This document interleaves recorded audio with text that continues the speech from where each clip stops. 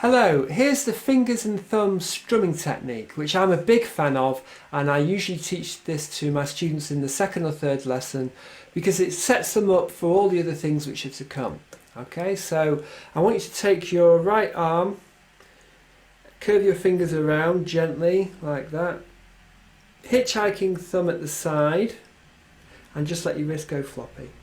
So this setup position you'll use for lots of things. In fact, it's almost everything. Finger picking, strumming, you name it. Percussive strumming, any other ways you can think of the ukulele. This is a good starting point. Okay. Right, so bring that around to the back of the sound hole. Just let your wrist sit with its natural arch. Okay, if you end up with the arch low, that's fine. If the arch is a bit higher, that's okay. Certainly don't dig your elbow into the ukulele. You want to have your forearm on the edge of the uke. So we're at the back of the sound hole, just over the 4th string. Okay, so rotate your wrist up 20 or 30 degrees and then just let it drop with its own weight. Rotate up and let it drop with gravity.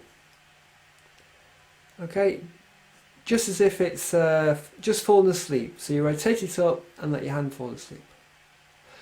Just keep doing that for a few minutes. Maybe pause the video here and get used to letting your wrist drop without physically engaging your muscles. Just let it fall down, okay? Because that's how we're going to strum. Okay, so I'll move on. Let's try that on the strings. The reason why we're using gravity for the downstroke as much as possible is it really gives a good sound. It pushes the strings down evenly and it compresses the strings and compresses the sound, so you get an even chord without one or two strings popping. If you put your whole arm into it and just strum across the strings, you'll get some strings louder than others and it's not really a consistent sound. But this way, by using gravity, you're just pushing down into the strings. You're putting the right amount of pressure to get a good chord, a good sounding chord. Okay, so let's practice that together now. 1, 2, 3, 4. 1, 2, 3, 4. You might find at this point you're starting to move your arm. Make sure your arm is still. It's just a wrist movement. 1, 2, 3, 4. Okay? So try some chords with that. C, 3, 4, A minor, F, G7, back to C. Okay, so you might want to practice that for a day or so before moving on to the next part here.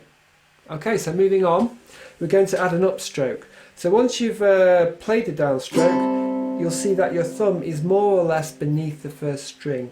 So as you move your wrist back up, just let the back of your thumbnail catch the top string, the first string, or the first and second string. You don't have to be precise about it. It could be 1 or 2 strings.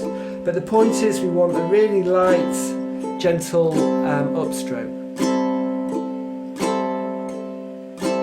Okay, if your thumb doesn't naturally catch the top strings, you might need to move it slightly as you bring your wrist up, like this.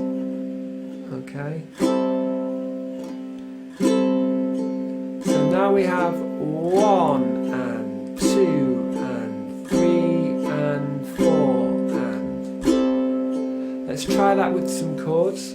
Same chords, C, 2 and 3 and 4 and A minor,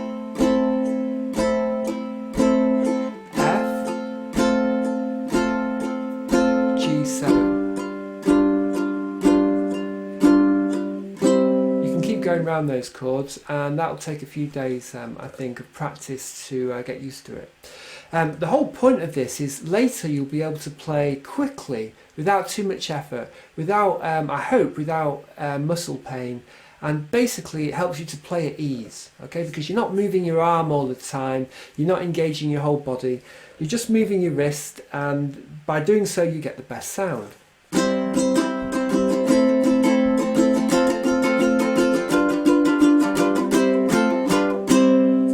Happy practicing.